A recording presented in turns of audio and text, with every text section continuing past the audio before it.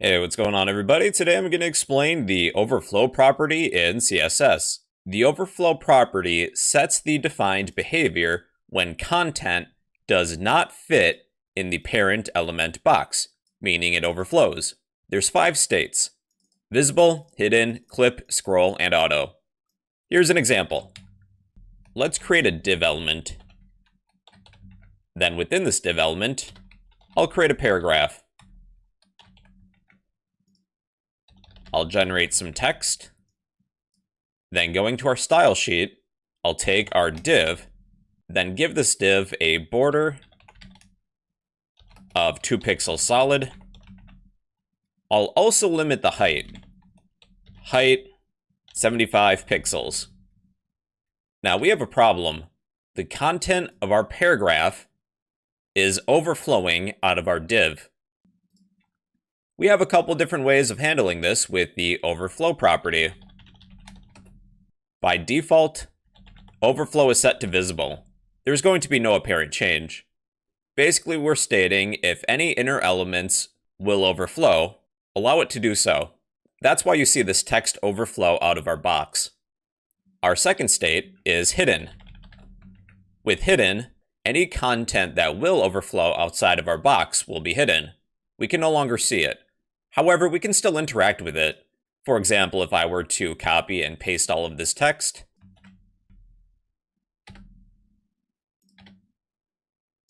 well, we still have the full text available. Now, clip is very similar to hidden. There's no apparent change. With overflow set to clip, it's used in tandem with the overflow clip margin property. Using this property, we can set how far this content displays or overflows outside of the box. If I were to set overflow to be 13 pixels, this content will overflow by this amount, 13 pixels. Then the rest is hidden. It's very similar to hidden, but it's used alongside overflow clip margin. Then we have scroll. With scroll, our box contains a scroll bar, both vertical and horizontal. We can use the scroll bar to see the entire length of our content. If there's not enough content within this container, for example, I'll delete most of these words.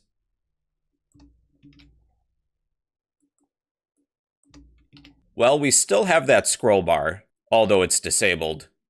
If you set overflow to auto, if you don't need the scroll bar, either horizontal or vertical, it won't be displayed until you do need it. So let me undo these changes. Now that scroll bar is displayed. That's the use of overflow auto. Alright everybody, so that's the overflow property. It sets the behavior for a parent element when the content doesn't quite fit. You can set this property to be visible, hidden, clip, scroll, or auto. And that is the overflow property in CSS. Hey, what's going on, everybody? Today I'm going to explain the display property in HTML and CSS. Now, HTML elements, they have a default display value. They're either block level or inline. An element that is block level starts on a new line and takes up the entire width available. Inline elements do not start on a new line. The width of that element is limited to what is needed. A few examples of block level elements would include, but are not limited to, header elements, div elements, paragraph elements, form elements, header elements, and footer elements. Inline elements include, but yet again are not limited to, span elements, anchor elements, and image elements. By utilizing the display property, we can specify if and how an element is displayed. We can set an element to be a block level, inline block, or not displayed at all. Here's a few examples. We'll create a div element with the inner text being div, and a span element with the inner text being span. Let me zoom in a little. Let's go to our style sheet. For my div element, I will set the background color to be red. For my span element, I will set the background color to be blue. That's good. Div is a block level element. It's going to take up the entire width available. Span isn't. It only takes up the necessary space needed to display that element. Even if I were to extend the width of the browser, My div element takes up the entire width. My span element stays the same because it's inline. We can apply a width and a height to a block level element, like this. Width will be 100, height will be 100. However, for an inline element, the width and height wouldn't apply. You can see that our span element stays the same size. By utilizing the display property, we can change the behavior of these elements, how they're displayed. If I set my div element to be block, well, it already is a block level element. There's no change. If I set my span element to display as a block level element, well, then we can apply a width and a height. These two elements are displayed as a block. All of this extra white space is allocated for each of these elements. They're block level. If I were to create a paragraph, let me shrink this a little bit. I'll create some sample text. I'll type lorem, then hit tab. These are not within paragraph tags, just so you know. All of this space is reserved for my block level elements. That's important later. Now let's go back to our style sheet. If I change the display property to be inline, guess what's going to happen? Well, both of these elements are inline now. We can't apply width or height properties to these elements. They only take up as much room as necessary. All other content is displayed in line with them. Then there's inline block. It's much like inline, but we can also apply a width and a height. These two elements are no longer taking up the entire width of my viewport. If I were to increase the size of my window, we can display content in line with these inline blocks. You can see that the text is lined up. Then there's none. None will effectively erase that element, as if it's gone. If I revert these displays to inline block, there's also the visibility property, which is fairly similar to display. If I set visibility to be hidden, with our div element, this element is hidden, but it's still taking up space as if it was still there. It's kind of like it's invisible. Whereas if display was set to none, it's as if it no longer exists. The next element will take its place. Alright everybody, that is an introduction to the display property. We can display elements as a block, inline, inline block, none, or by utilizing the visibility property we can hide them. And that is an introduction to the display property in CSS. Hey, what's going on everybody? Today I'm going to give you an introduction to the width and height properties in CSS. Alright, let's begin everybody. We will begin by creating two div elements, and each div element will have a class of box. Within our first box, let's create an h2 header with the text of "this is number 1." And we'll create a paragraph underneath. To generate some text in VS Code, you can type lorem, then hit tab. Alright, let's copy our div, paste it, change number 1 to number 2, and that's where we're at. So within our style sheet, we can set a height and a width for an element, an ID, or a class. So let's take our box class, .box. I'll add a border. Border 2 pixel solid, just so that it's easier to see. Here we are. Okay, normally with the height, by default, it's auto. We don't need to explicitly state that. You can see that there's no apparent change when I reload the page. So the height is going to be calculated automatically when we render our web page. But you can set an explicit height. For example, 100 pixels. That's a little too small. Our content is kind of overlapping. Let's change that to 200. Now it's a little too big, but it is possible to set a fixed height. So let's set height back to auto. Now we will change the width. So with the width, we can set a number of pixels, for example, 100. We would have two very long skinny columns, and they're right on top of each other. That's because divs are block level elements. We'll reserve this entire space for each of these div elements because they're block level. So let's change the width to 200 and see what happens. Now they're more of a box shape. If I set width to be auto, the width will be calculated automatically. And like I said, that's the default. These block level elements want to take up as much width as possible, kind of like your mom. If I changed width to be 50%, the width of this element will take up 50% the width of our viewport, but we're still allocating all the space for each div element because they're block level. If I were to use the float property, let's float to the left. The reason that these elements aren't floating, there's still not enough space to place box 2 next to box 1 because we have our border. our border takes up 2 pixels. If I were to remove the border, they should display back to back, which they do. You do have to take in the width of the border when calculating the width. The same thing applies with padding. Let's apply a little bit of padding. Padding 25 pixels. Now we have 25 pixels worth of padding between our content and the border. I mean, it looks nice, right?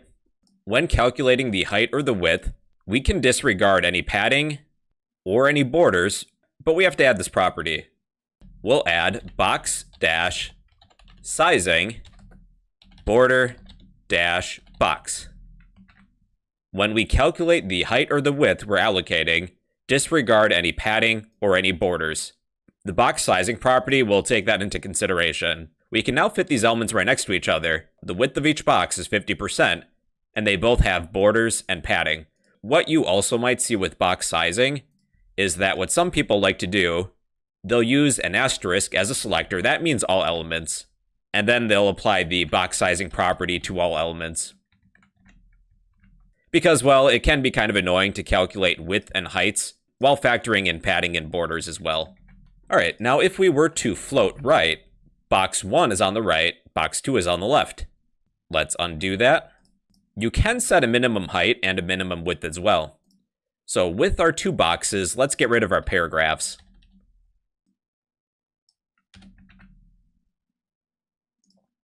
I'm going to text align center, just to center our text. This is number 1, this is number 2.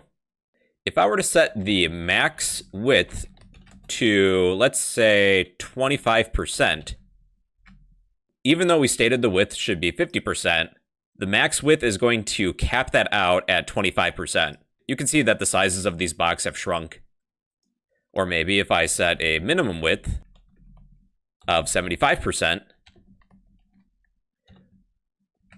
we're saying that each of these boxes should be at least 75%, even though before we declared them to be 50%. You also have max height and min height. There's really going to be no change between the two. Since the height of our web page starts at the top here and ends right here, we're not using all the space down below. So what I propose is that let's place our boxes within a container. We'll create another div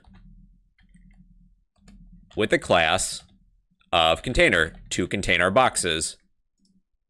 Let's take our 2 boxes and place them within this div element. So with my container, the container class,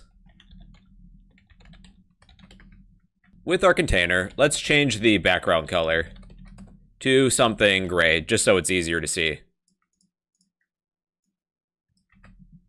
We can't see our container because our boxes are taking up all the space. With our container, if we need to take up the entire height of our web browser, we can set the height to be 100 VH, meaning viewport height. So now our container is taking up 100% of the height available. If I were to zoom out, the container is still taking up all that space. So with our boxes, let's change the background color because I can't really see them that well anymore. For the background, let's change that to be white. I'm going to zoom out to 100%. With my minimum height property, I will set the minimum height of our boxes to be 50%.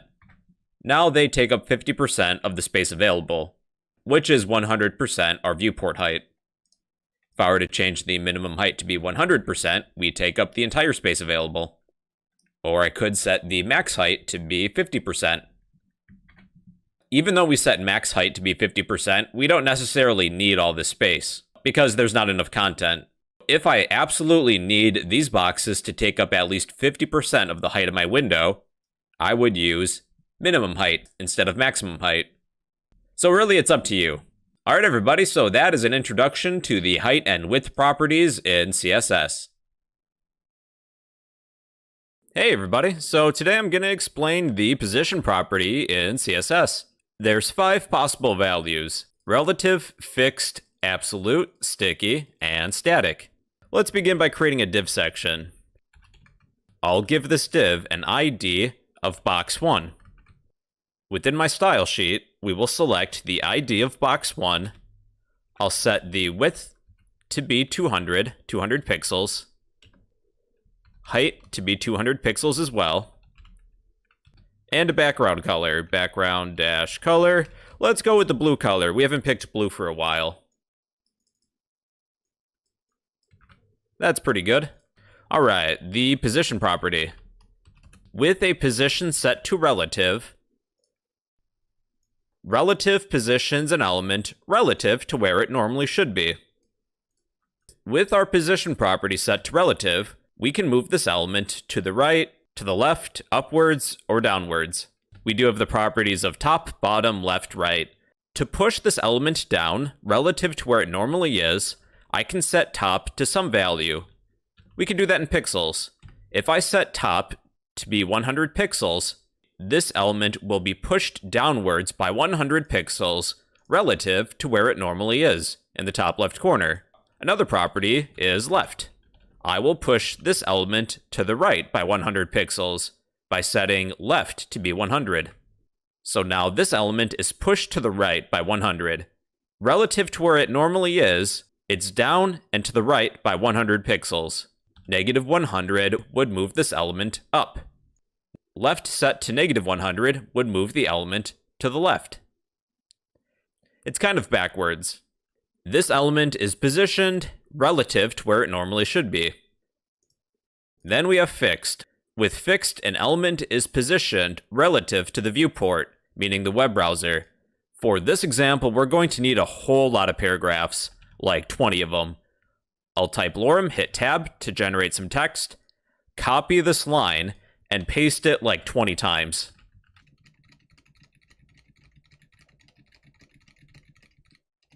Alright, that's good enough. Let's get rid of these properties. I will set the position to be fixed. This element is now fixed within the viewport. It's stuck in the top left corner. If I were to scroll down, this element is still in the top left corner of my web browser. This element can be fixed to the right by setting the right property to be 0 pixels. 0 works as well. So now this element is in the top right corner. With the bottom property, if I were to set that to be 0 pixels, well, now this element is in the bottom right corner. This might be good for an advertisement if you had a banner. For the bottom left corner, that's left 0, bottom 0. That is the fixed position. This element is fixed in my viewport, my web browser. Then we have absolute. With absolute, an element is positioned relative to its nearest ancestor. Think of an ancestor as a containing class. Within box 1, we'll create box 2.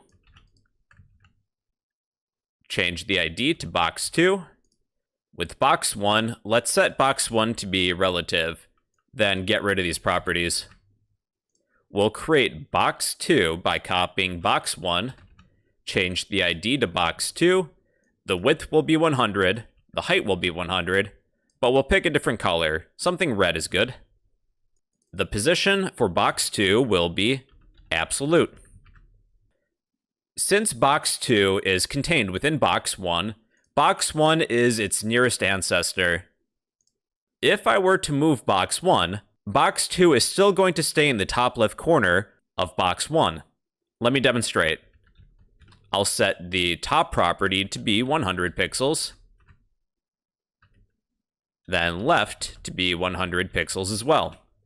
So even though we're moving box 1, box 2, it's positioned absolutely. It's still going to stay within its container. Let's try and put box 2 right in the middle of box 1.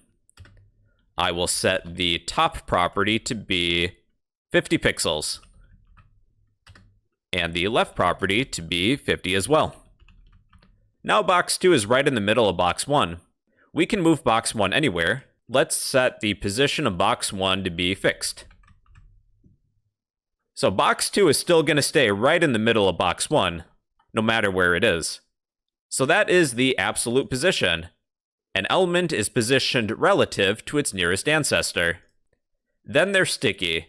A sticky element is positioned based on the current scroll position, meaning our scroll bar, so to say. With box 1 will be sticky.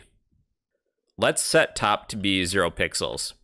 What happens now is that when I scroll down, our web browser is going to catch this element. Sticky is kind of similar to fixed. With sticky, we reserve some space for the original element. If I were to change that to fixed, this element is just basically stuck to the top of my viewport. With sticky, it's going to be in the same place until we scroll past it. All right, then lastly, they're static. Static is the default position for an element. In the future, we will have the capability of changing these positions dynamically. To set a position to the default, which is static, you just change it. So those are the 5 position types: relative, fixed, absolute, sticky, and static. We'll have more practice with this in the future, so don't worry. This was more or less just an introduction. And those are CSS positions. Hey, how's it going, everybody? Today I'm going to show you how we can include a background image using CSS. So sit back, relax, and enjoy the show.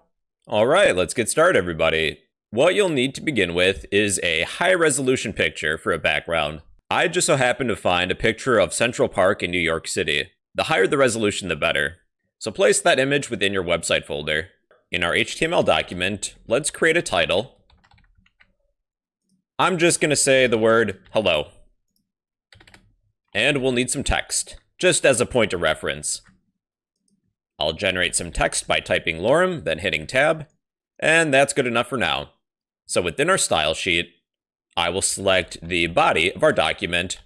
We are going to include that background image with the background image property. Then we need a URL.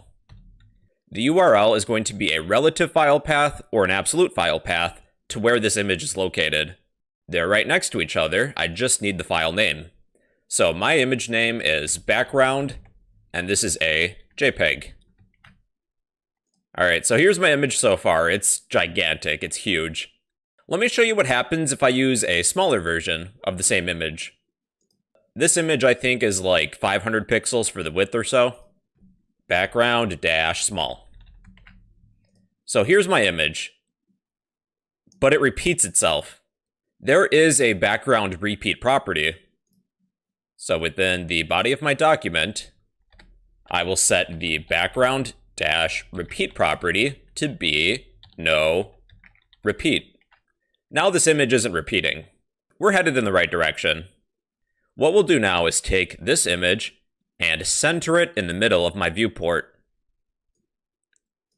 Take the background dash position property and set that to center.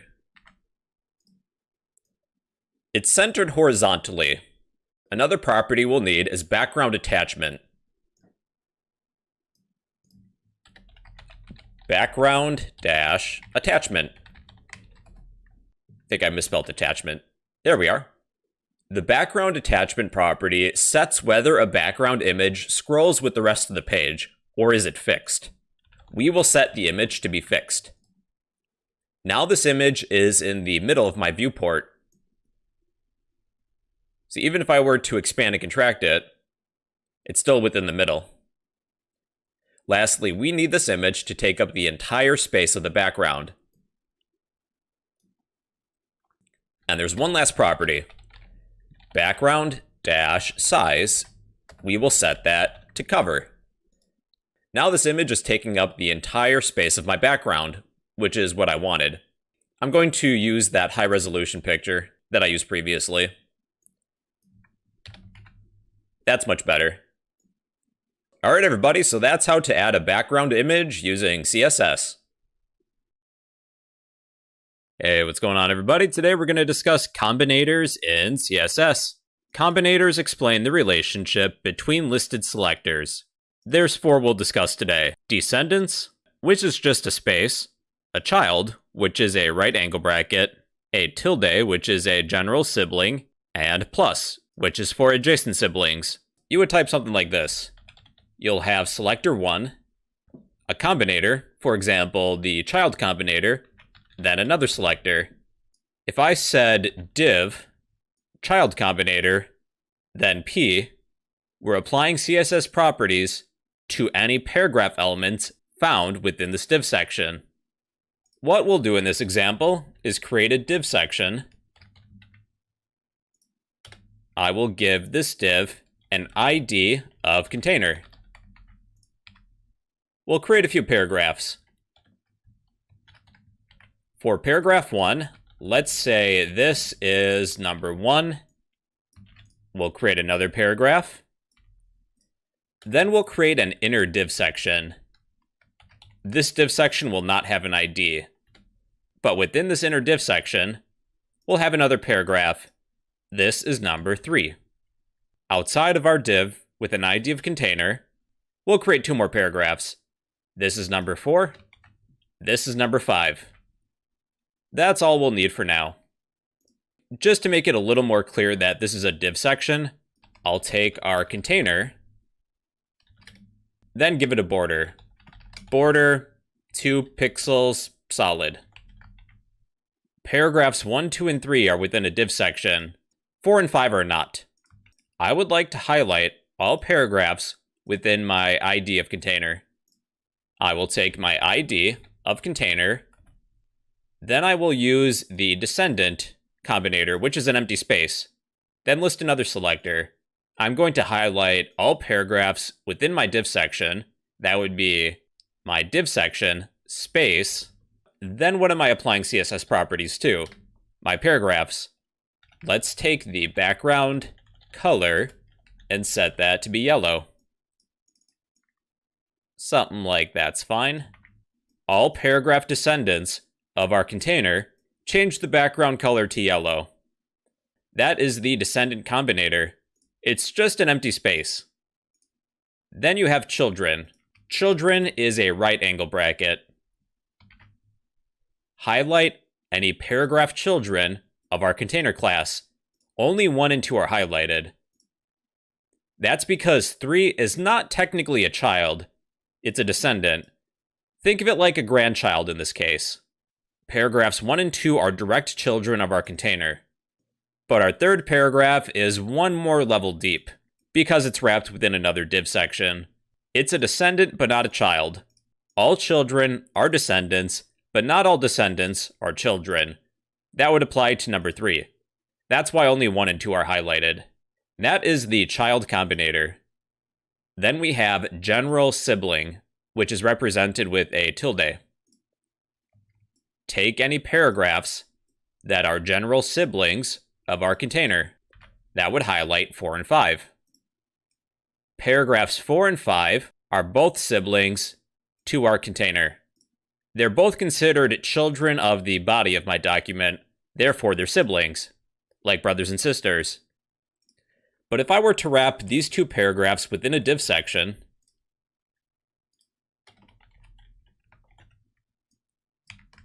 well, now they're no longer siblings. This div section is now a sibling to this first div section. Think of it this way. Paragraphs 4 and 5 are nieces and nephews to the first div element. All right, let's reverse that. Then we have adjacent siblings. Using a plus sign, we will select only adjacent siblings. 4 is selected, but not 5. The adjacent sibling is the next direct sibling, but not all siblings. That's why 4 is selected and not 5. But if I change their positions around, 5 is now selected. Alright everybody, so those are combinators. They explain the relationship between listed selectors. You have descendant, child, general sibling, and adjacent sibling. And those are combinators in CSS. Hey, how's it going everybody? Today I'm going to explain pseudo-classes. Pseudo-classes are keywords added to a selector. They modify the behavior of an element when they're in a certain state. For example, I have a button. When I hover my cursor over the button, I set this button to increase in font size and also change the background color to green. Hover is an example of a pseudo-class. It modifies our button's behavior. Active is when an item is currently selected, so with my mouse, I'm going to left-click the mouse button and hold it. The button is now red. Basically, they modify a special state of an element. So let's begin with a few examples. Let's go to our index file, and we will create a hyperlink. I will set the href attribute to be, I don't know, Google or something. https://google.com. Be sure to close it. I'll type the word Google. Here is my hyperlink to Google. A link is also a pseudo class. I will select any anchor tags that we have. We have one. I'll set the link pseudo class to have these CSS properties. So a colon, then the name of the pseudo class. Instead of this text being blue, let's set it to be like a light blue. I will set the color property to be a light blue color. Let's pick one.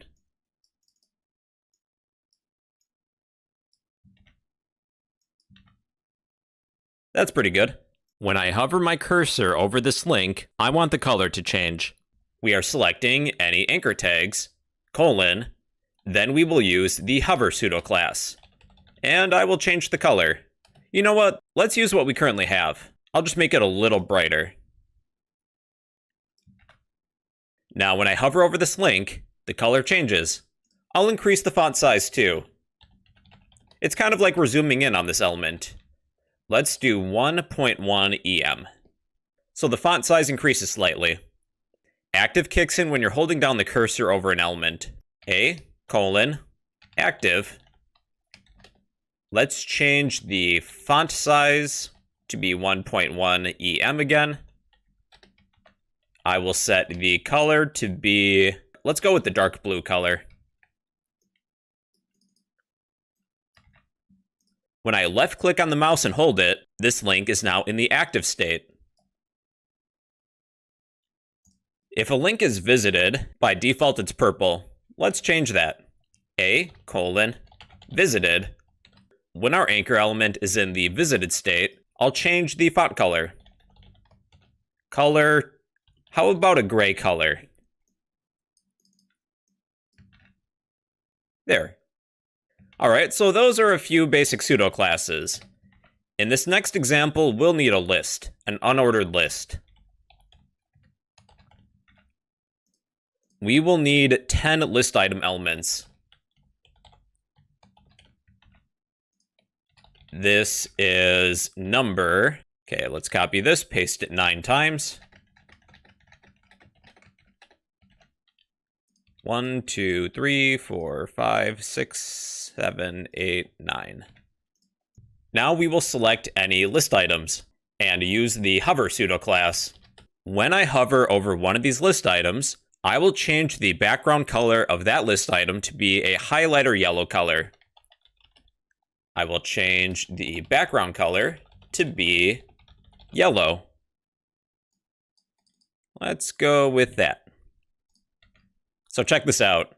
When I hover over a list item, the background color changes. There's also the not pseudo class.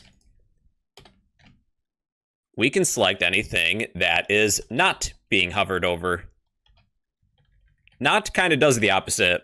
Anything that is not in this state, anything that's not being hovered over. Let's set the color to be like a gray color.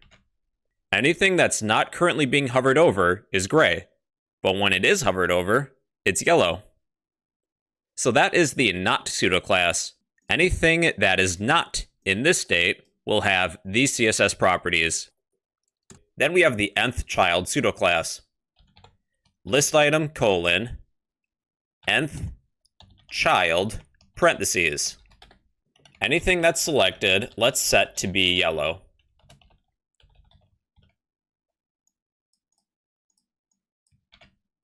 Depending on what value you put within the parentheses, that element will be selected. 1 corresponds to the first element, 2 is for the second, 3 is for the third, 9 is for the ninth element. For all odd number elements, type odd. For all even elements, type even. For every third element, that would be 3n. 3, 6, 9. For every fourth, that would be 4n. You can add an offset too. Normally with 3n, that's every third. But if I want to start at the beginning, I can add +1, 1, 4, 7, or even +2, 2, 5, 8. It's kind of like a formula. This is really handy with JavaScript because you can place a variable within here. The value of that variable can change, which is pretty cool.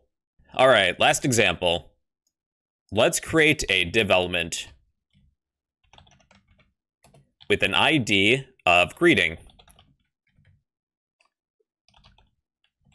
The text will be hover here.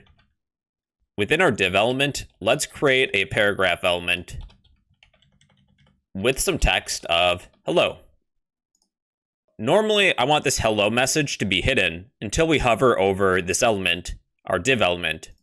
I'm going to style our greetings p element. I'll set the background color to be maybe a blue this time, like a light blue.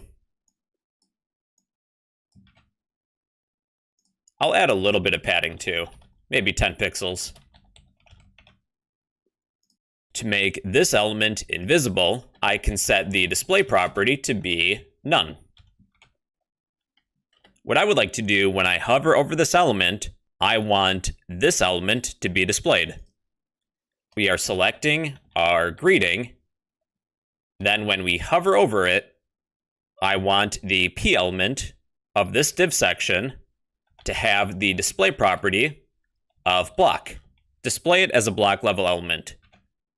When we hover over this element, it displays the p element within our div section. This will come really handy when we create drop-down menus. Those are pseudo classes. Elements can have special states, like when they're being hovered over or you click on them. Using these pseudo classes, we can apply CSS properties to those elements when we interact with them, and those are pseudo classes in CSS. Hey, what's going on, everybody? Today I'm going to explain pseudo elements in CSS. Pseudo elements are keywords added after a selector that are used to style a specific part of an element. You have a selector, for example, h1, then 2 colons, then a pseudo element. One you might see is first dash letter. We can add some CSS properties and style the first letter of our h1 element. That's the formula: selector, 2 colons, pseudo element. Let's begin. In this example, we will need an h1 element. Why don't you go ahead and type in the word hello or something? I really don't care. And we will need a paragraph. To generate some text, you can type lorem, then hit tab. And a list. Let's create an unordered list with an ID of fruit. We'll have 3 list items. The first list item will be apple. Second will be orange. Third, banana. Let's give each of these list items a unique ID as well. ID will be apple, orange, then banana. All right, that is good enough for now. Let's head to our style sheet. We will use the first letter pseudo element to change the first letter in our h1 element. We have our selector h1, 2 colons, then a pseudo element. First letter is 1. What would we like to do with the first letter? Let's set the font size to be 2em. Basically, that's 200%. The H in hello is larger now. And I will set the font style to be italic. That is the first letter pseudo element. Let's select our paragraph.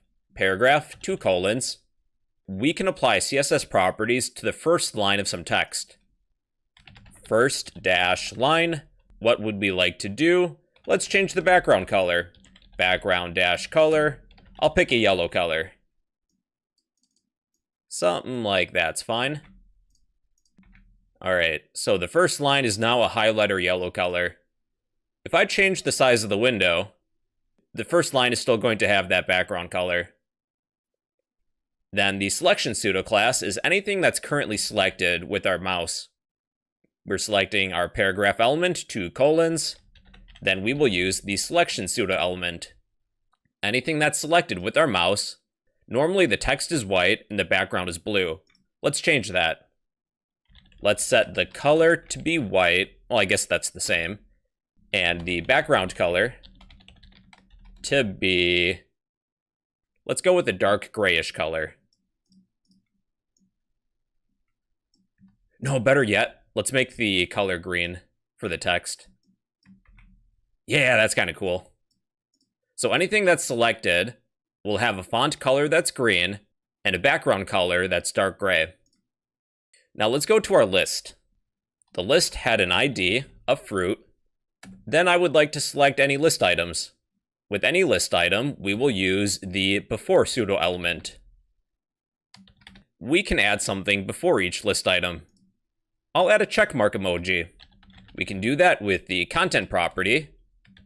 Then within a set of quotes, I can select an emoji. So if you're on Windows, you can hold the Windows button, then semicolon, and there's a prompt for an emoji. I will find a checkmark. That looks good. Now, before any list item, add a checkmark, which we have. There's also the after pseudo element. We have a list item with an ID of apple. After this selector, let's add some content. I will add an emoji of an apple. Apple. There we are. Let's do this with orange and banana as well. Apple, orange, banana. Let's change these emojis. Orange, then banana. Those are the before and after pseudo elements. Before or after some element, we can add or change some content.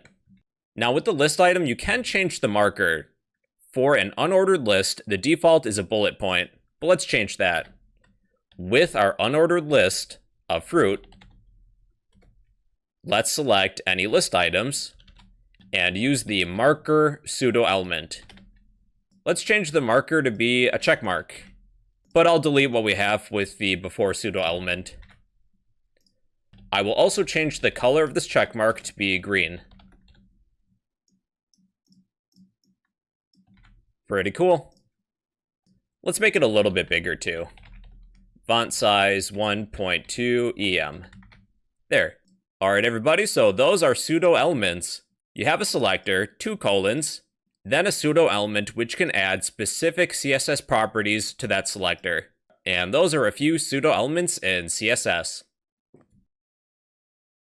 Hey everybody, today I need to explain pagination in HTML and CSS. Pagination is the method by which a document is separated into pages and numbers are given. Using pagination on a website, we can move between pages easily. It's kind of like you're reading a book. Each page has a number. Pagination might also be useful on your web page if you need to limit the results. Maybe you only want so many results per page. Then you can easily navigate between the pages. There's many different uses. So let's begin. We'll start with our index file. I will create an h1 element with the title of "This is page number 1." Then we'll create some sample text. Within a paragraph element, I'll type lorem, then hit tab to generate some text. Usually with pagination, it's found at the bottom of a web page. So that's a good place for it right here. There's many different ways in which we can create pagination, but using only what we know so far that I've covered in this series, here's one way. We'll create a div element with a class of pagination. Then be sure to close it. Within this div element, we'll create several hyperlinks. We'll need an a tag. I'll set the href attribute just to be empty for now, and then we'll close it. For this example, let's create a total of 7 links. We have 1, 2, 3, 4, 5, 6, 7. Beginning with the second link, that will be 1, then 2, 3, 4, 5. For my first link, I'll use a left angle bracket. This is so we can navigate backwards, depending on what page we're on. And with the last link, I'll use a right angle bracket so we can navigate forwards. We'll revisit this page. Let's head to our style sheet. The first thing I'm going to do is center all of these links within my div element. I'm selecting my class of pagination. I will use the text align property, set it to center. Then I would like to style all of these links, these hyperlinks. We're starting with our pagination class. Then I would like any A elements found within the pagination class. Let's change the color. I will set the color to be black. Let's eliminate the text decoration. That is the underlining. Text decoration, none. I'll add a little bit of padding. 8 pixels by 15 pixels. I will display these elements as an inline block. Basically, by setting these elements to have a display property of inline block, we can adjust the width and height of these elements. But what we have is good already. Alright, so far so good. Going back to our HTML file, I'm going to make one change. We're beginning with page 1. That's our index file. With this anchor tag, I will set the class to be active. Within our CSS file, we're taking our pagination class, find all A elements within our pagination class, then find any active classes. So it's going to look a little strange. Within the pagination class, within any anchor tags, find the class that's active. So in this case, it would be page 1. I will change the background color of that element.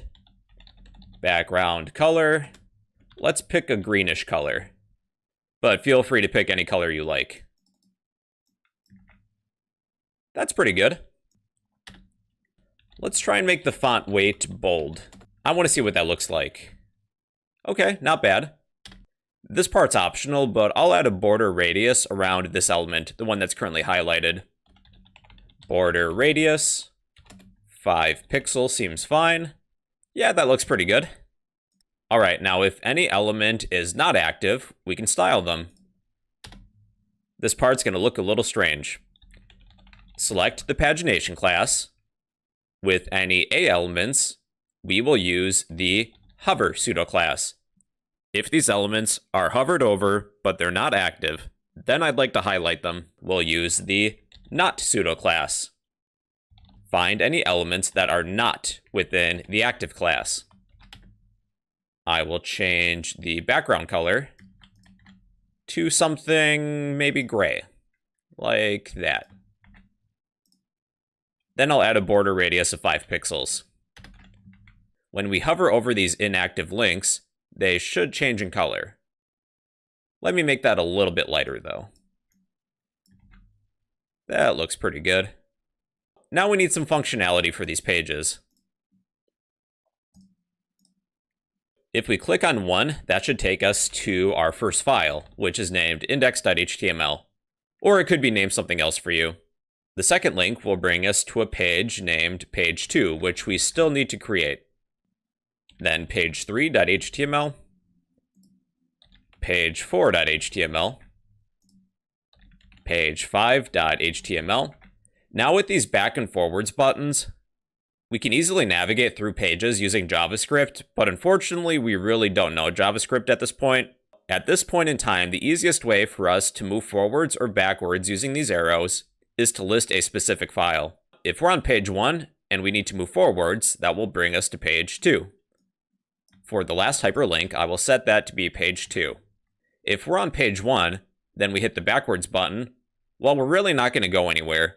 We can either leave this link empty, or we can refresh the page just by listing the page that we're currently on.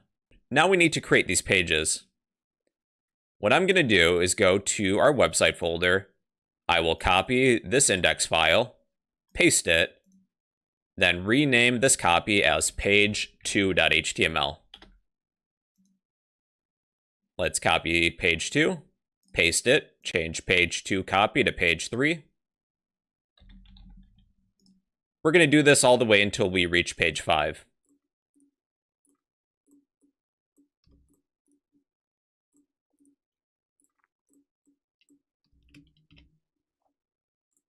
Now, if we go to page 2, let's change the title to be page 2.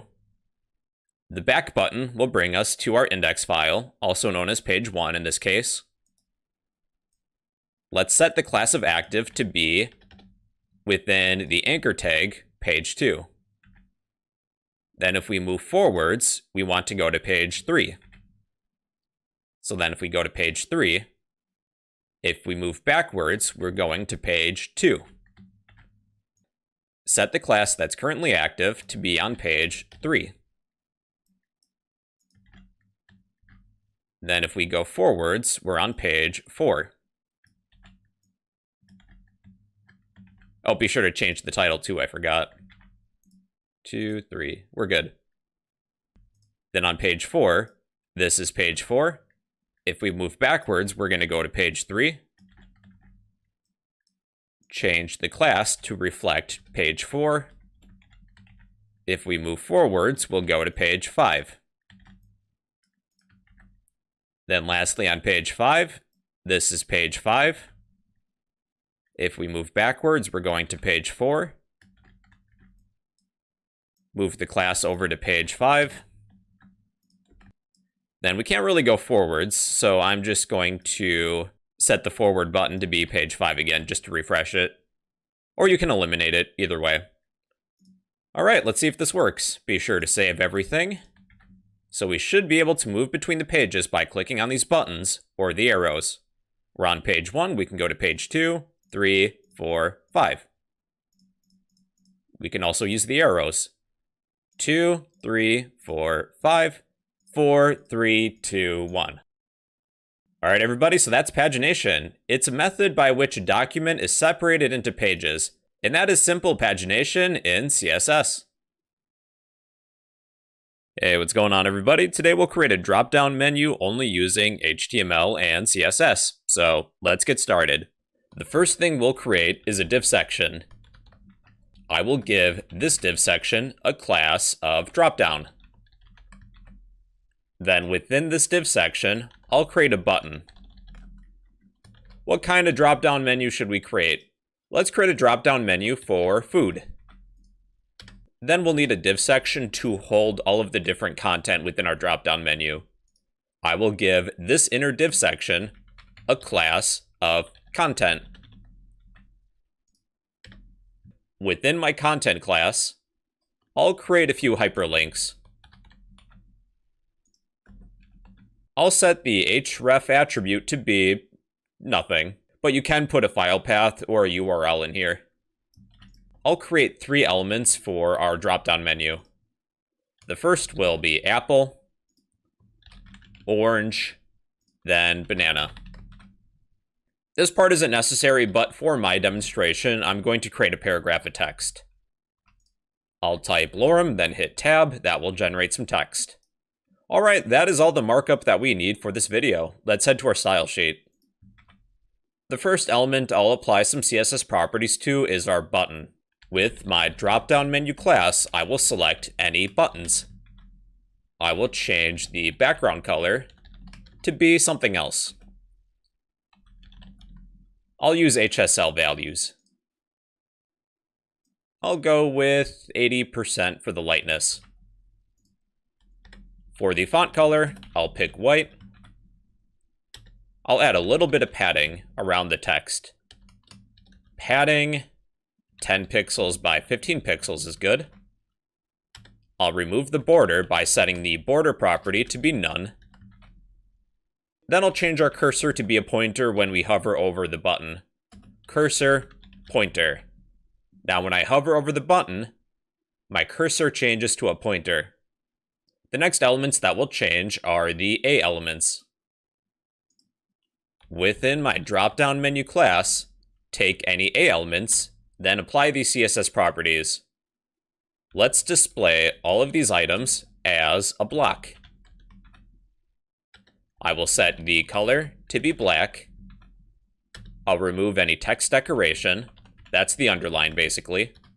Text decoration, none. And I will apply a little bit of padding. 10 by 15 pixels. We have one issue.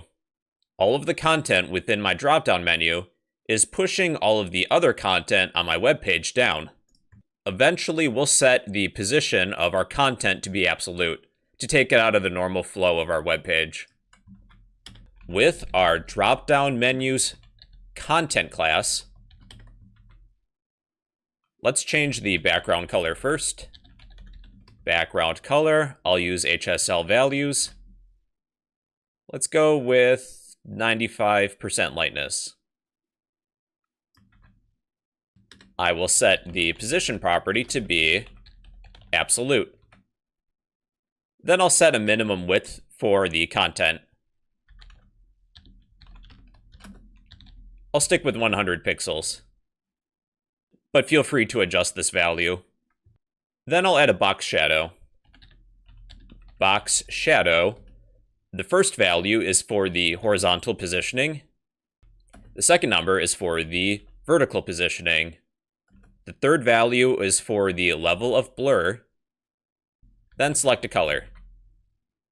To make the shadow a little bit lighter, if I'm using HSL values, I can adjust the position of this bar and change the opacity.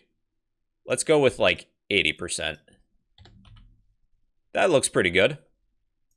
Normally, I don't want this content to be displayed, unless I hover over our button.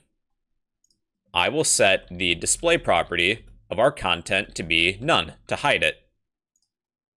When I hover over our button, then I'd like to display that content. Let's take our drop-down menu class and apply the hover pseudo class. With our content, I would like to set the display property to be a block again. Now, when I hover my cursor over the button, it displays our drop-down menu. Here's a few extra changes I'm going to make. When I hover over the button, I'll change the background color of the button. With our drop-down menu class, I'll apply the hover pseudo class, take our button within that class, then change the background color. I'll set the lightness to be like 70. The background color of the button is changing now. Then lastly, when I hover over one of these A elements, I also would like the background color to change. With my drop-down menu, take any A elements. When I hover over them, change the background color. For the lightness, I'll set that to be like 90. That looks pretty good. All right, here's the last change that we're going to make. With our div section, it's a block level element. When I hover my cursor over this area, even though it's all white space, we still display the drop-down menu. The last change that I'm going to make is set the drop-down menu div section to display as an inline block. So when I hover over this white area, we don't display the drop-down menu until I move my cursor over the button. Then the menu's displayed. All right, everybody, so that is a simple drop-down menu only using HTML and CSS. Hey everybody, in today's video we're going to create a navigation bar using HTML and CSS. So let's get started. We'll begin by creating an H1 title for the title of our web page. Why don't you go ahead and type in your name or your employer's name or your business name, really doesn't matter. Then I'm going to use a nav element, also known as a navigation element. Navigation elements are typically used for a set of navigation links. I will give this nav element a class of navbar. Then within this navigation element, I'll create an unordered list. My unordered list will contain one list item for each category in my navigation bar. For the first list item, let's create a category for home. I would like to turn this category into a hyperlink. I'll surround this text with a pair of A tags. Within the opening A tag, I will set the href attribute to be, I'll just keep it empty for now. We'll fill that in later. Let's copy our list item, paste it a few times, maybe a total of 4 links. For the categories, let's have home, about, products, and contact. These are a few common categories you may see for a navigation bar. Alright, then outside of our navigation bar, let's use a main element for the main content for our web page. I'll add an H3 element for a sort of subtitle for the main section of our content. This is the home page. Then I'll add a paragraph of text. To generate some text in VS Code, you can type lorem, then hit tab. Alright, that is what we need for now. Let's go to our style sheet. The first thing I'm going to do is text align our H1 element and set it to center. Text align center. The text in our H1 element should be right in the center. I will take our navigation bar class, select our unordered list, set the list style type to be none to remove the bullet points, and they are gone now. I'll also change the background color. Let's pick a dark gray color. I'll set the lightness to be 25. I'll remove any padding, as well as any margins. Let's style these hyperlinks. Within our navigation bar class, take any A elements, set the color to be white, remove the text decoration. Text decoration will be none. That removes the underline. I'll add some padding of 15 pixels. I will display these elements as a block. Then text, align, center. There we are. This navigation bar is a vertical style navigation bar. This is a style you may see at the bottom of a web page. When I hover over one of these links, I want to change the background color. We will take our navigation bar class, take any A elements, then apply the hover pseudo class. When I hover over one of these hyperlinks, I'll change the background color. I'll turn down the lightness slightly to 10% lightness. There we are. If you would like a horizontal navigation bar, here's a change we can make. With our navigation bar class, take any list items, then we will float left. One change we'll make within our unordered list, set the overflow property to be hidden. Alright, that's pretty good so far. There is a little bit of margin around the body of my document. I am going to set margin to be 0. With our body element, set any margin to be 0 pixels. If you would like margin around the main content of your page, we will take our main element, then set margin to be, let's stick with 20 pixels. You also could put margin just on the left side and the right side. You know what, I'm going to set margin left to be 20, and margin right to be 20. Alright, then lastly, let's fill in these href attributes. For the href attributes, I will set my home link to be index.html, about will be about.html, products.html, and contact.html. We're going to go to our website folder. We'll create a few copies of our index file. We need 3 more files. 1, 2, 3. Let's rename one of these as about.html, then products.html, then contact.html. So let's open about. I'll change the header element of our main element to be, this is the about page. Let's apply that for products. This is the products page. Then contact. This is the contact page. All right, and that should be everything. Let's see if this works. We're currently on the home page. I can go to the about page, products, contact, and home. In this example, they're all relatively the same except for the H3 title. Alright everybody, and that's how to create a navigation bar using HTML and CSS. Hey, what's going on everybody? Today I'm going to show you a basic website layout using HTML and CSS. Alright, let's begin. So we should know what semantic tags are. Semantic tags, they include, but are not limited to, headers, nav elements, main, section, aside, articles, and footers. You'll want to use semantic tags because they keep your content organized, they're better for search engine optimization, and they assist with screen readers and other technology for accessibility. So I've already written some HTML markup. I just want to describe this first. Headers are used for introductory content, such as a title, a logo, or author information. Nav elements, they're used for navigation bars or other links. Sometimes you may find a set of navigation links at the bottom of your page, but having a navigation bar is fairly common. Now, the main content, which is all of this, it can contain one of many sub-elements, such as sections, aside elements, articles, and generic div elements.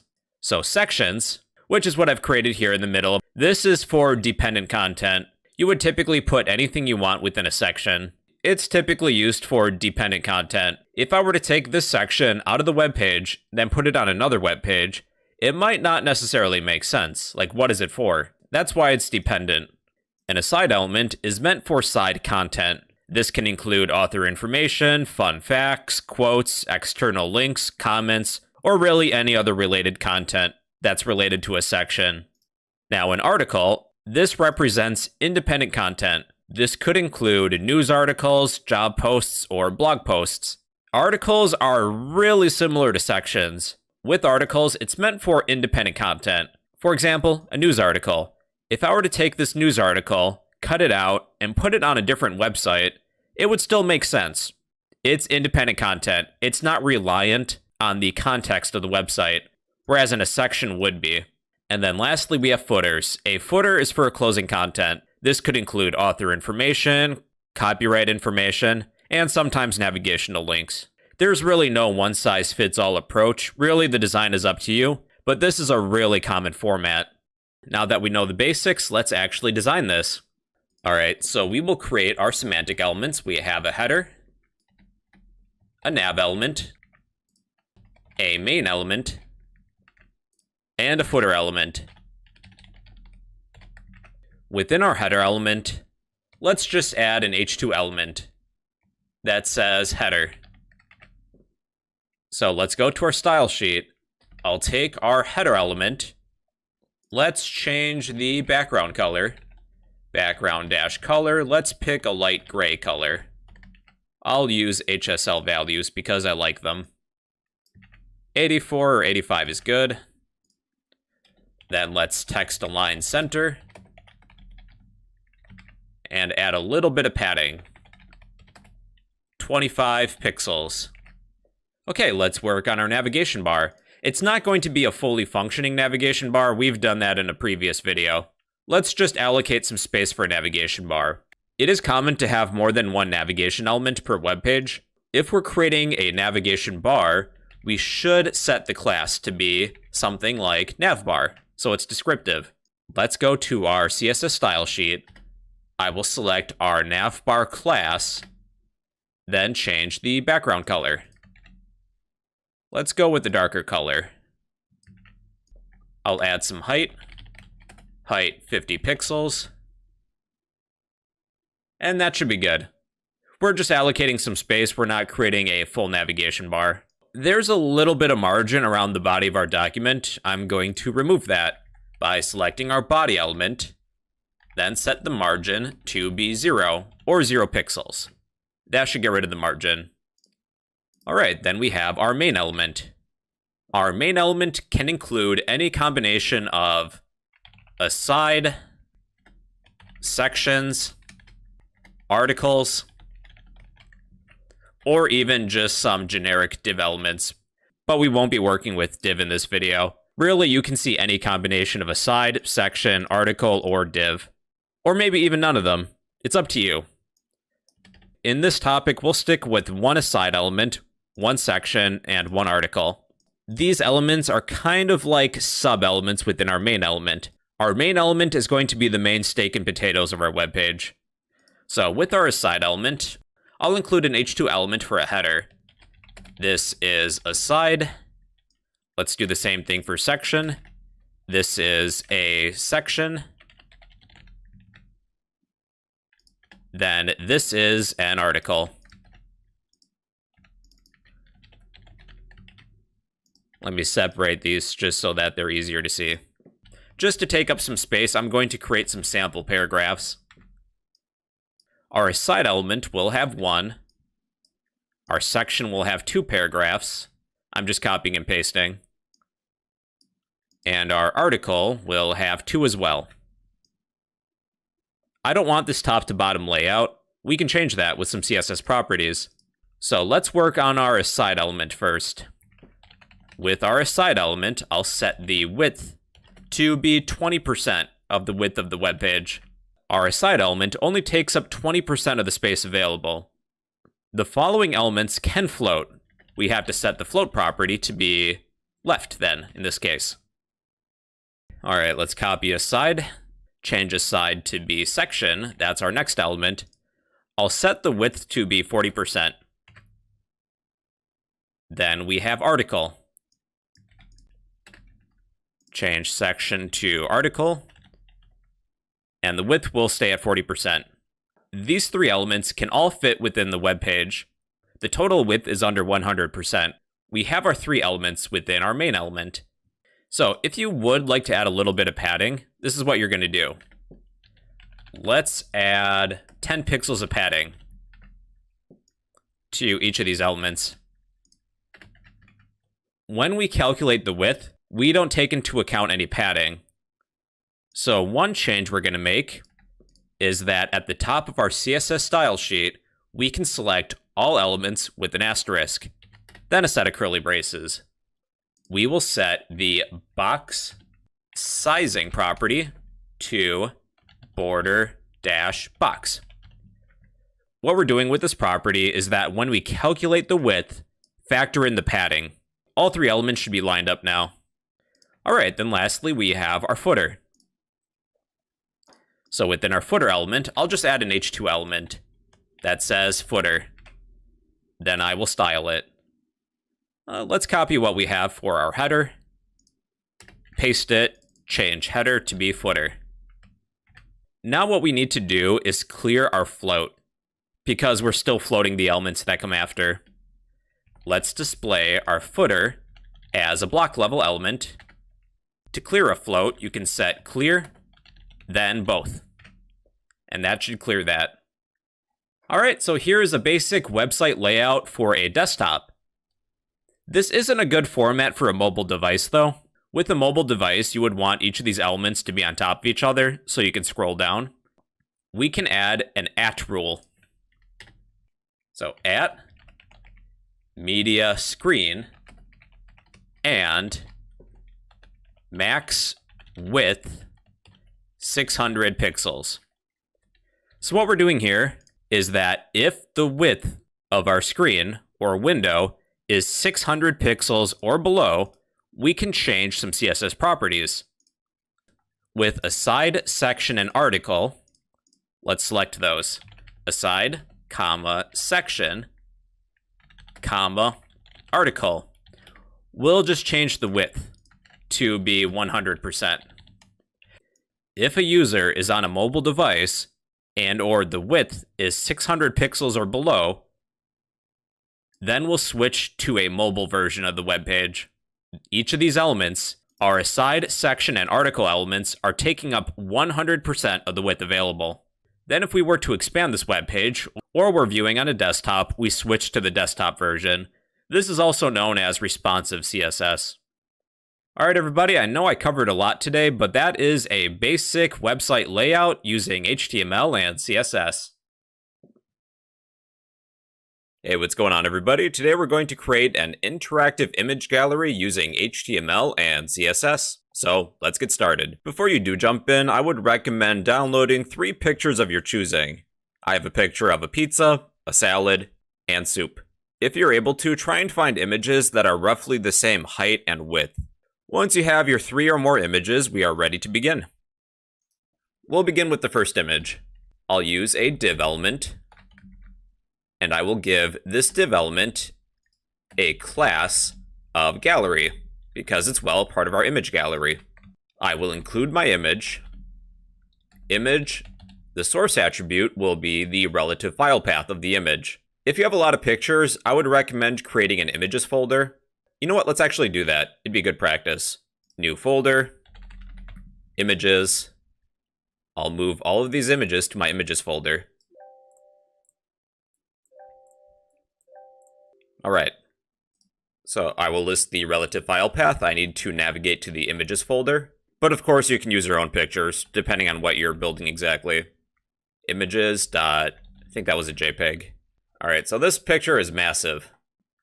In case somebody is using a screen reader, it's good practice to add an alternative attribute. Then give a description of the image. Salad. I'll turn this image into a hyperlink by surrounding it with a pair of anchor tags.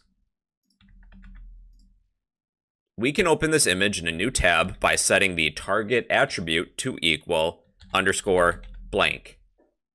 Then I will set the href attribute to be the source of my image. I'll just copy and paste that. Just temporarily, I'm going to set a width for this image. Width equals 200. What we'll do now is add a description. It's entirely optional, but I think it would look nice. I will create a new div element with a class of description. I will type the word salads. We'll do some CSS styling a little bit later. Let's copy this entire div element, paste it twice. Then we just need to change the images we're using. My second image is soup. I'll change the alternative text as well. And the description, soups. Then my last image is pizza.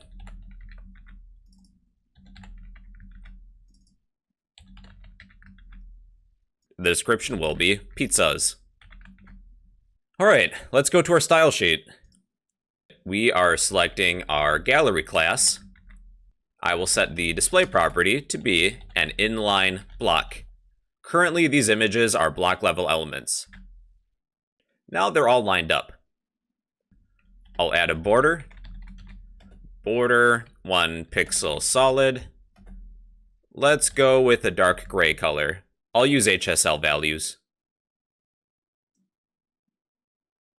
I'll set the lightness to 60%. I'll add margin of 5 pixels. The margin is applied outside of these div elements. If I were to increase this, you can see the difference. I'll keep that as 5 though. Let's work on the description for each image. We are accessing our gallery class. Then within the gallery class, we have the description class. That should be these div elements. Let's add a little bit of padding, 10 pixels, then text align center. Not bad. When we hover over one of these elements, let's change the border color. We are taking our gallery. We'll apply the hover pseudo class, then change the border and make it a little bit darker. I'll set the lightness to be like 20. There we are. Now the border changes when we hover over one of these elements. I'm going to delete these width attributes.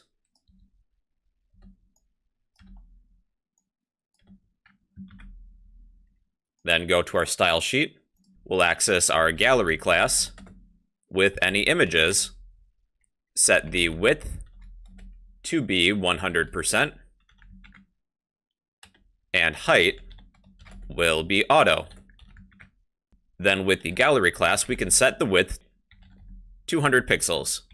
So basically what we did is that we set the width of each image to be 100% of the width of our gallery, whatever this is set to.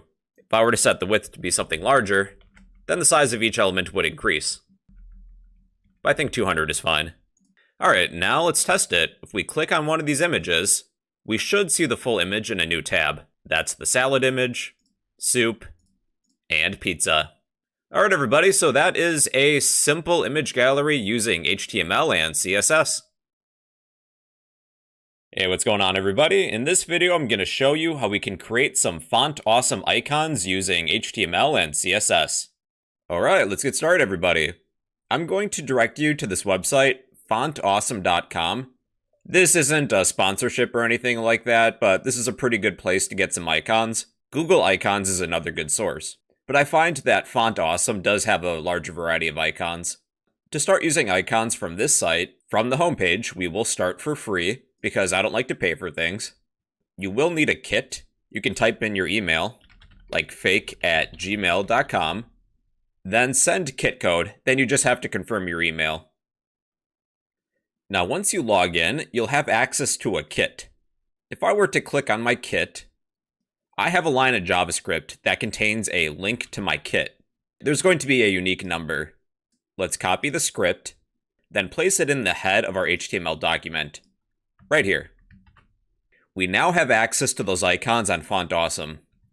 To browse for icons, go to the Icons tab. Then we can perform a search. I would like an icon of a home or a house. I would like this one, so I'll click on it. You can choose a classic style or a sharp style with sharp corners.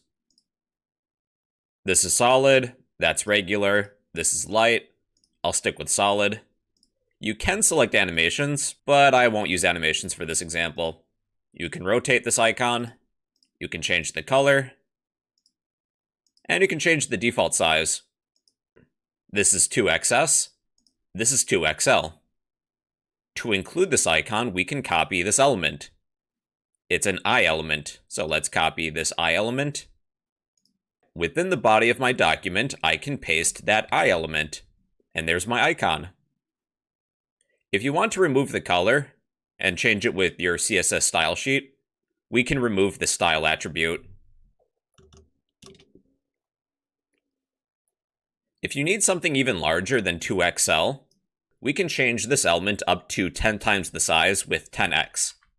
That's a little too large for my liking. Let's go with 5x.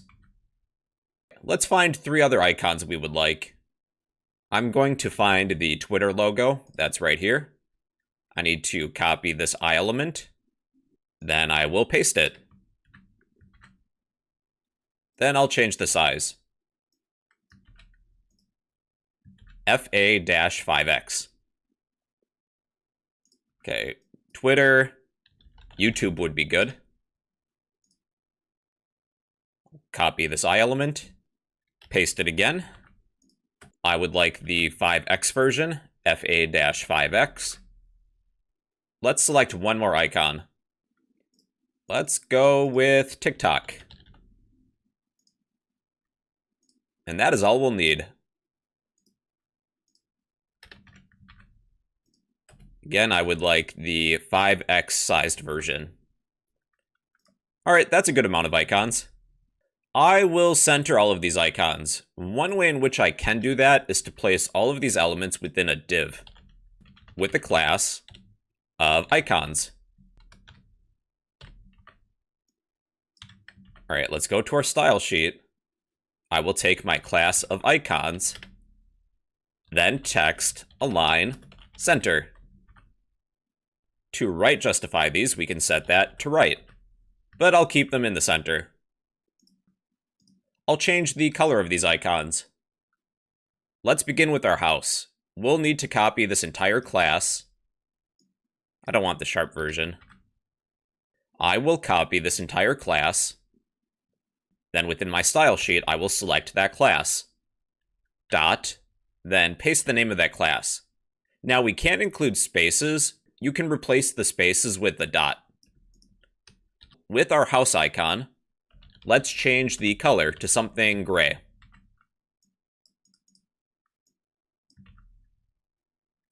Let's go with the lighter color like that. Okay, let's do this with the other icons. Then we have Twitter. Replace the spaces with dots. I will change the color. So let's try and find Twitter blue. I think that's fairly close. Okay, then we have YouTube.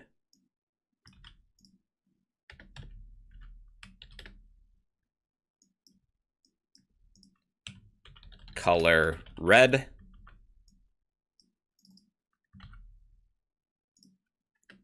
Then TikTok.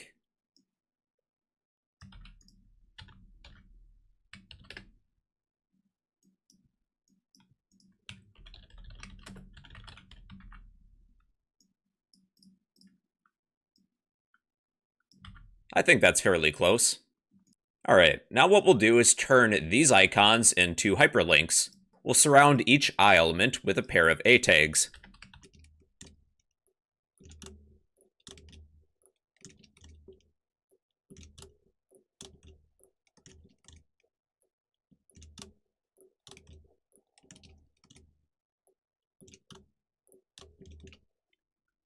Then within the href attribute, we can set that to some website. I won't set the href attribute to our house icon, but let's do that with Twitter, YouTube, and TikTok. So with Twitter, I will set the href attribute to be https://twitter.com. Let's do this with our YouTube icon. Replace Twitter with YouTube. Then TikTok. So these should work. Let's click on Twitter. That works. YouTube. And TikTok. With hyperlinks, there is some underlined text decoration included. Let's remove that. Let's take our icons, then any anchor tags within our icons class. We'll set the text decoration to be none. And that should remove them. I'll also apply a little bit of margin between each of these icons. Let's do margin dash right, set to 20 pixels. Not bad. For some additional practice, when we hover our cursor over one of these icons, let's increase the lightness. Let's begin with our house. Let's copy these CSS properties, paste them. We'll apply the hover pseudo class. I'll increase the lightness by 10%. I went from 66 to 76%. When we hover our cursor over our house icon, it should be a little bit lighter. Okay, let's apply this for the other icons. Then we have Twitter. Apply the hover pseudo class. Ooh, I'm using RGB values. Let me change that to HSL. I'll increase the lightness to 60. Let's do this with YouTube.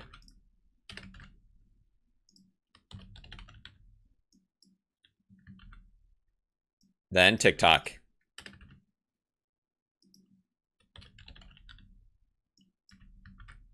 Alright, now when we hover our cursor over these icons, they should be a little bit lighter. TikTok is still a little bit dark. Let me increase it further to 30%. That's much better. Alright everybody, so that is an introduction to including icons in your web page using CSS. Hey, what's going on everybody? In this topic, I'm going to give you an introduction to using Flexbox in CSS in about 10 minutes or so. Why don't you go ahead and sit back, relax, and enjoy the show. Alright, let's jump in everybody. We have a little bit of setup to do. We'll create a div element with the class of container. Within our container class, we'll create a few div elements. We'll create 4. These will be boxes. For the class, I will set that to be box. The first inner div element will have an ID of box1. The inner text will be 1. Let's copy our inner div element, paste it 3 times for a total of 4. Change box1 to box2 for the next element. Then 3. Then 4. And that's all we need for our HTML file. Let's go to our style sheet. We'll style our boxes. We will select the box class. I'll set the width to be 150 pixels. Same thing goes with the height. Let's change the background colors. We'll begin with the ID of box1.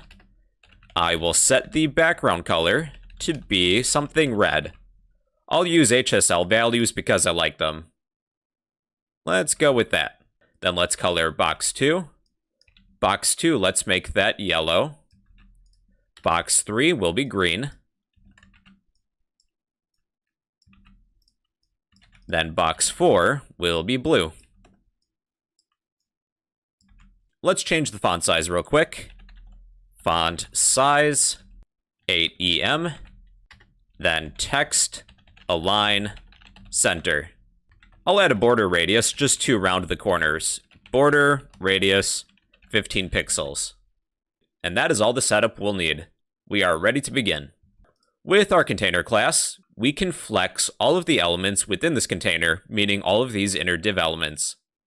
So we'll take our container class dot container, then set the display property to be flex.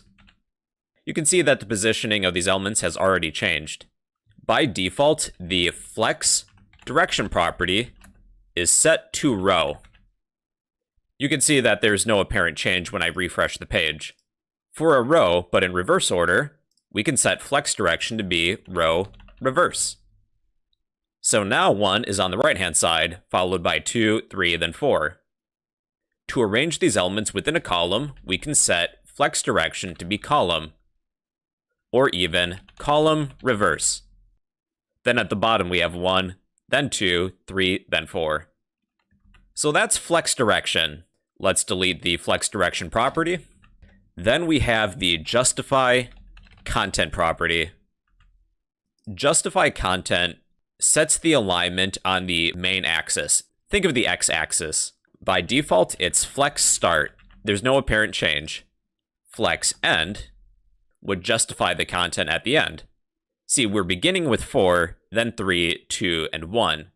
When we had flex direction set to row reverse, it was 1, 2, 3, 4. But in this case, it's 4, 3, 2, 1. Then their center, if you need to center align these elements on the main axis, we can place the extra space evenly between each of these elements by setting justify content to space between. And if I were to expand this page, the space between them is increasing. You also have space around. The area outside of these elements is also included now with space around. Then we have space evenly. All right, and that is the justify content property. We can justify elements on the main axis. Then there's the cross axis. Think of it as the y-axis, up and down. What we'll need to do in this example is expand our container. Just to show you the size of the container, I will add a border to the container class. Border 10 pixels, solid, black. Here's my current container. I will increase the height of the container. Let's set the height to be 90 viewport height units. So this is the total size of my container now. 90% of the height of the web page. What we'll use now is the align items property, which is used for the cross axis. Align dash items. The default is flex start. There's no change. Flex end will place these elements at the bottom of our container. Then there's center.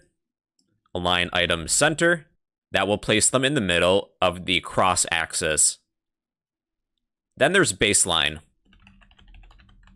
So with baseline, the text is going to be aligned. They're all the same size, though we can't really notice the difference. With box 1, let me change the font size. Font size 1 EM. You can see that the number 1 is aligned with the rest of the characters. So if I were to increase the font size, you can see that they're still aligned. But let's eliminate that font size property. Let's delete our align items property. We'll need more elements. Let's copy our 4 inner div elements, paste them. We should have a total of 8. 1, 2, 3, 4, 1, 2, 3, 4. You can see that these items are getting squished now. They're all being compressed. We can set the flex wrap property. So with our container, I will set the flex wrap property to be wrap. These elements will now wrap if there's not enough space. If I were to expand the size of my container, there's now enough room, but if we run out of room, they'll be pushed down further down the page. By default, flex wrap is no wrap. Otherwise, there's wrap reverse. Now they're in reverse order. Let's use flex wrap. Now flex wrap is used along with another property named align content. Align content. If I were to set align content to be flex start, all of that space between the first row and the second is now gone.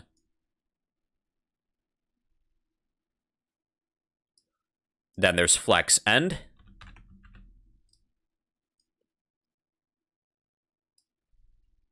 Center.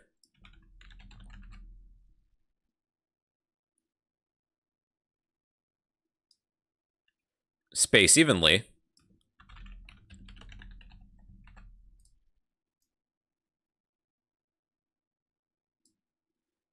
Then space between.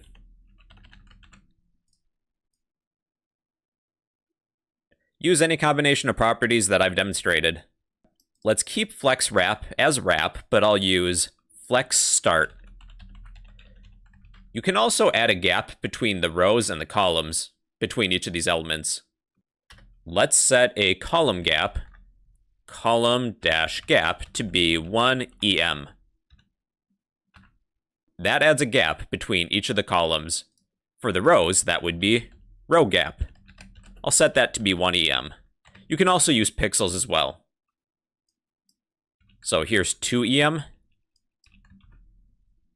and 3. Let's delete our gap properties. All right, let's also delete the extra 4 boxes that we have. We're also going to get rid of the flex wrap property, as well as align content. There's also the align self property that can be applied to single elements. So with box 1, I will set align self to be start. That's the default. This element will be aligned at the top of our container. If I were to change align self to be center, this single element is aligned in the center of my container, on the cross axis.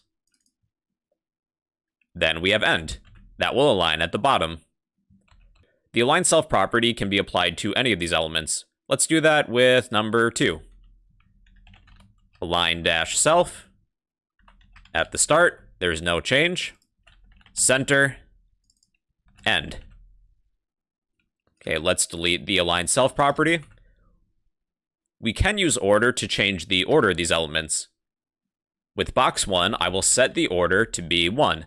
That will place number 1 at the end. -1 would be the beginning, which it normally is already. With box 2, I'll set the order to be 1.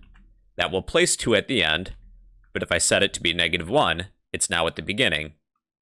All right, everybody, so that is a quick introduction to Flexbox. There is a lot to talk about, and that is all the time that I have for this topic.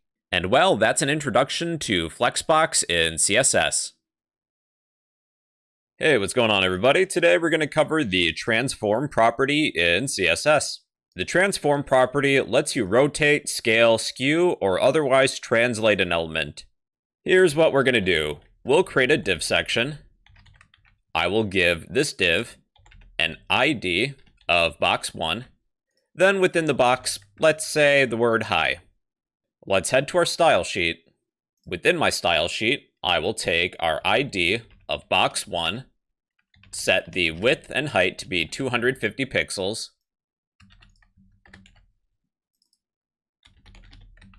then I will give this div section a border of 5 pixels solid. Let's increase the font size. 13 EM is fine. Then text, align, center. Hey, let's change the background color too while we're at it. I'll pick a greenish color. That's pretty good. I'm also going to remove some of the margin around the body of our document. Body, margin, 0. All right, so the transform property. The first transformation I'll show you is translate. We can translate X on the X-axis, translate Y on the Y-axis, or both with just translate. Let's begin with translate X. So after translate X, add a set of parentheses. Whatever value you place within the set of parentheses, we will translate this element on the X-axis. If I were to set translate X to be 50 pixels, this element will move to the right by 50 pixels. That's 100, 200. Negative numbers will move the element to the left. Percentages are fine too. If I set translate x to be 100%, this element will translate to the right by 100% the width of this element. With a negative percentage, that will translate the element to the left. It could effectively hide that element. Then with negative 50%, we should see just half of this element. A lot of these transformations can be done in pixels or percentages. There's also translate y for the y-axis. If I were to translate by 50 pixels on the y-axis, that moves the element down. Negative 50 would move the element up. By 100%, we will move this element down by 100% the height of the element. Then negative 100% will effectively hide the element. You can combine both of them too with just translate, but you need two values. The translation on the x-axis, then the y-axis. If I set the first number to be 50 pixels, that's an x translation. The second value is a y translation. Now we're moving the element to the right and down. Negative values will move the element to the left and then up. Those are translations for the transform property. Then we have rotations. We can rotate on the x-axis. Within rotate x, we set a number of degrees. If I were to set rotate x to be 45 degrees, we begin rotating on the x-axis. That's 45. This is 90. You can't even see it. 135.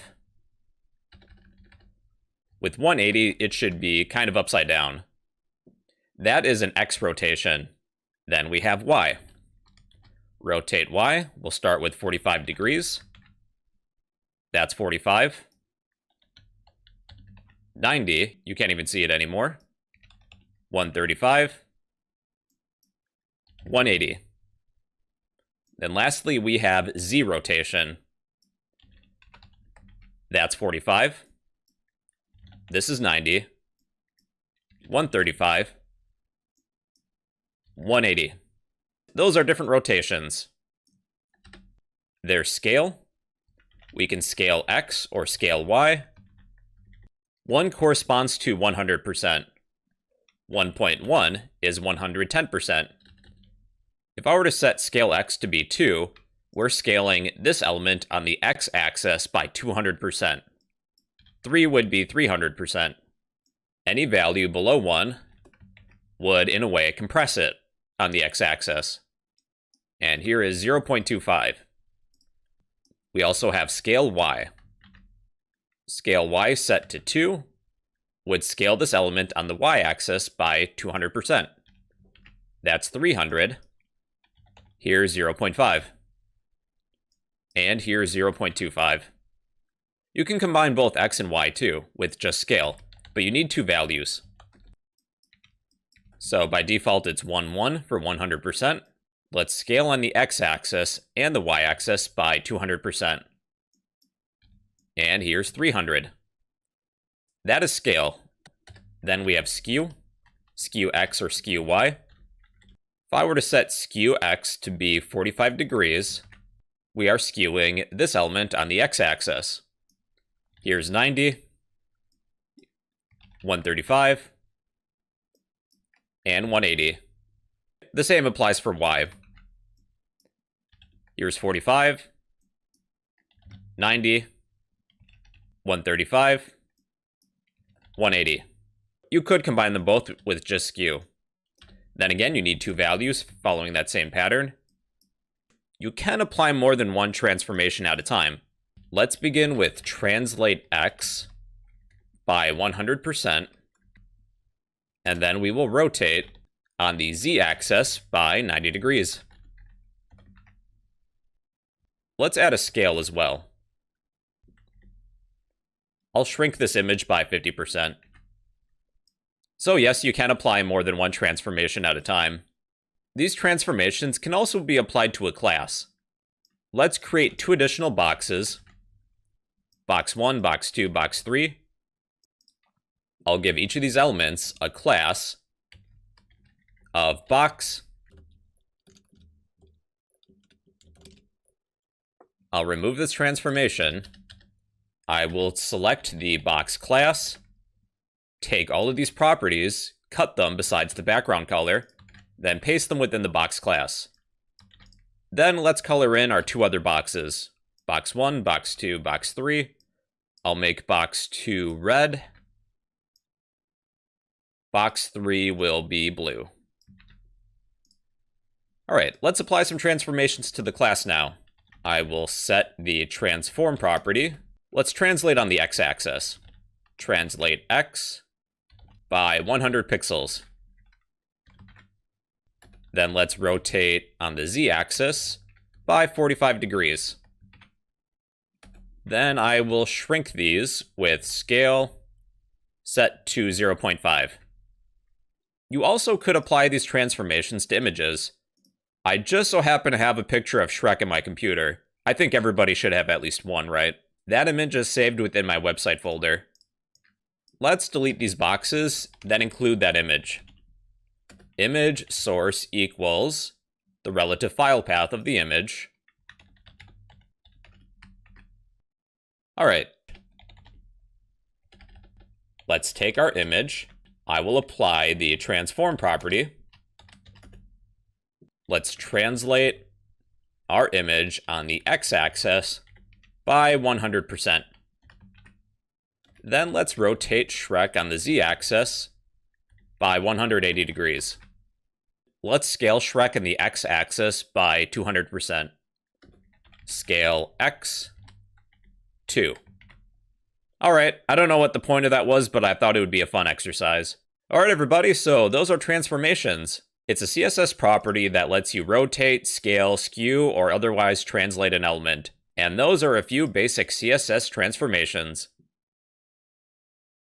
Hey, what's going on, everybody? Today we're going to create some animations using CSS. All right, let's get started, everybody. We will create a div element with an ID of box. Then within this box, let's say the word hi. Let's go to our style sheet. Let's select our ID of box. I will set the width to be 250 pixels, the height to be 250 pixels. I'll change the background color. Let's pick something red. Let's change the font size. 13 EM is fine. Then text, align, center. To use an animation, we first need to create an animation using a keyframe rule. That can be done with typing @keyframes, then a unique animation name. Let's create an animation to slide this element from the right to the left. The name will be slide left. Then add a set of curly braces. Within our keyframe, there's a few possible values. You have to, from, or a percent, such as 0, 50, 100, really any number. We'll begin with a left translation. For our element to end up in its resting position, we will use from. Then add a set of curly braces, just like we're adding CSS properties. Within our keyframe of from, we will set the transform property to be an x translation. Translate x, parentheses. This can be an amount or a percent. Let's begin with 100 pixels. So now I need to set the animation name property within our box. Animation name will be slide left. But when I refresh everything, nothing appears to happen. That's because we need to set the animation duration property. Animation duration. How long will this animation take to complete? Let's start with 1 second. That's 1s. There's our slide animation. Feel free to adjust this value. If I set this to be 2 seconds, it's slightly slower. Let's change translate x to a different value, like 100%. This element is translating on the x-axis by 100% the width of the element. If I were to set this to a larger number, like 300, it's going to appear off screen in my example, then slide into place. But that also depends on how far you're zoomed in or zoomed out, and the width of your web browser. Let's create an animation to slide right. Let's copy our keyframe rule. Rename slide left as slide right. We'll use the value of 2. We'll begin in our original position. We're setting this animation to end up in this position, with our element translated to the right by 300%. Let's change the animation to slide right. And now we slide to the right. Okay, let's slide up. Keyframes, slide up. We'll set the value to be from. Then we will translate Y. Change the animation name to slide up. There we go. Then slide down. All we really need to do is change this value. So that's slide down, change from to be 2. Then change the animation name again. Slide down. Let's create a rotation animation. At keyframes, rotate. So we can use from, or to, or a percent. Let's use percentages. At 100%, what sort of transformation do we want to complete? Let's use the transform property, then do an X rotation. Rotate X by 360 degrees. That's one full rotation. Okay, let's change the animation name to rotate. Now we should rotate once on the X-axis. Let's rotate on the Y-axis. Rotate Y. Then rotate on the Z-axis. Rotate Z. So those are a few rotations. Now check this out. If I were to set the keyframe value to be 50%, we will complete this animation at the 50% mark. Then from 50% to 100, in a way we undo the animation. We'll rotate once and then revert back. Complete the animation at 50% of the length of the duration. Then with the other 50% of the time remaining, return that element to where it was previously. If I were to mess with these values, let's say 25%, we'll complete the animation in half a second. Then with the other 1.5 seconds, we return to normal. That's why the animation goes fast. Then when it's undone, it goes fairly slow. You can mess with these values depending on what you're looking for exactly. Yeah, you can use from, to, or a percent. Okay, let's create an animation to grow this element. We'll scale both the width and the height. At keyframes, grow. At the 100% mark, let's set the transform property to be scale. Then we can use 2 values. 2 means 200%. For the width, scale that up by 200%. Same with the height, 200%. Let's change the animation to be grow. Then this should grow. Then when the animation is complete, it snaps back into place. But if I were to set this value to be 50%, it's going to grow, then shrink back into place in one smooth motion. Let's create an animation to shrink. At keyframes, shrink. At the 50% mark, let's use the transform property, then scale by 0.5, 0.5. That will be 50% for the width and the height. Let's change the animation name to be shrink, and now we'll shrink this element. Then it reverts back into place. Okay, let's change the opacity. At keyframes, this animation name will be fade. At the 50% mark, let's change the opacity. We're not using the transform property this time. Let's set the opacity to be 0. Then change the animation name to be fade. Now we'll fade out, then back in again. If I were to set this value to be 100, this element will fade. Then when the animation is normal, it reverts. Not smoothly though. Let's set that to 50. Now, if you want a fade-in effect, what we can do is with our box, originally we can set the opacity to be 0. Then at the 100% keyframe, the opacity will then be 1. So this is fade-in, let's say. So the element is originally hidden, then it fades in. Let's get rid of the opacity. Let's change the color of our element. at keyframes, color change. So at 0%, let's have the background color be red. I'll copy the current background color. I'll change the animation name to color change. Then at 20%, let's set the background color to be orange. So we're going from red to orange. Then at 40, let's pick yellow.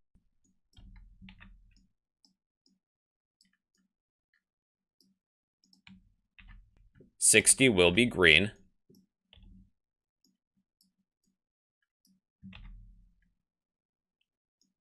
$80 will be blue.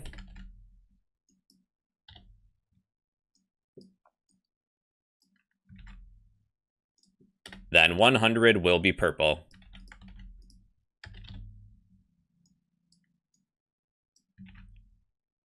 There. You can take the liberty to pick whatever values you would like. Let's create a glow effect around our element. At keyframes glow. This animation will complete at the 50% mark. We'll add a box shadow. The first value is for the horizontal offset. We'll set that to be 0. The next value is for the vertical offset, which will also be 0. Then the blur radius. I'll set that to be 50 pixels. Then a color. Let's go with the yellowish color. Alright, then we need to change the animation name. Glow. Then our element glows. It's a little difficult to see though with the white background. Let me change the background color. So with the body of our document, I will set the background color to be a dark color. There's our glow effect. You can start animations with the pseudo class. For example, I want this glow animation to occur when I hover my cursor over the element. I am selecting my box ID, then applying the pseudo class of hover. I'll take the animation name and the duration, then place it within the hover pseudo class for our box. Then this animation only begins when I hover my cursor over the box. Pretty cool, right? If I were to use the active pseudo class, this animation only occurs when I left-click and hold the element, which I am doing right now. Let's place these properties back. To change the iteration count for an animation, to have it occur more than once, we can set the animation iteration count property to be some other value besides 1. If I set this value to be 2, we will perform this animation twice. To have it perform infinitely, set that to be infinite. I would not recommend setting an animation to be infinite just because a viewer can find it annoying, unless that's the goal, to annoy the viewer. Alright, there's also animation direction. Animation direction. Normally this is, well, normal. We can change the direction of the animation by setting normal to be reverse. Now we're sliding to the right. To alternate, set the value to be alternate. We're sliding left, then sliding right, then sliding left again. There's also alternate reverse. We begin by sliding to the right, then to the left, and then to the right again. Let's set that to be normal. To pause the animation, we can set the animation play state to be paused. Now the animation is paused. To run it again, set this value to be running. This would be useful in conjunction with a programming language such as JavaScript because we can toggle this animation on and off. There's also the animation timing function. Normally with this animation, it accelerates, then slows down, it decelerates. The default value is ease in out. It speeds up, then slows down before it reaches its destination. For a constant speed, we can change that to be linear. Through the entire animation duration, it stays the same speed. There's also steps for a sort of stop motion effect. Within this function, if I place the value 5, there's 5 steps. If this was 10, there's 10 steps to complete the animation. It creates a stop motion effect. Let's change that back to ease in out. Let's set the iteration count to be 1. The next timing function is for cubic Bezier. Let's right-click on our box, inspect, underneath our Styles tab, look for animation timing function. If we were to click on this purple box, we can change the timing function. Currently it's ease in out. And there's a little sample animation at the top. This is fast out linear in, ease out, or by dragging and dropping this line, we can make something custom.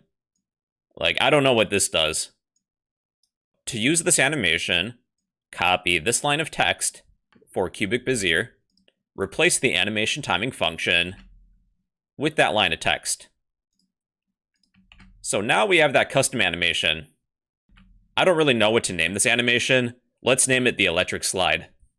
For a final exercise, let's apply an animation to an image. I just so happen to have an image of Shrek. Let's have Shrek perform our electric slide animation. Let's replace our box with an image element. Set the source to equal the relative file path. So Shrek is right next to my index file, shrek.png. Let's copy all of these animation properties, cut them. We'll select our image, then paste those animation properties. Now Shrek will perform that electric slide animation. Pretty cool, right? Alright everybody, that is an introduction to animations using CSS.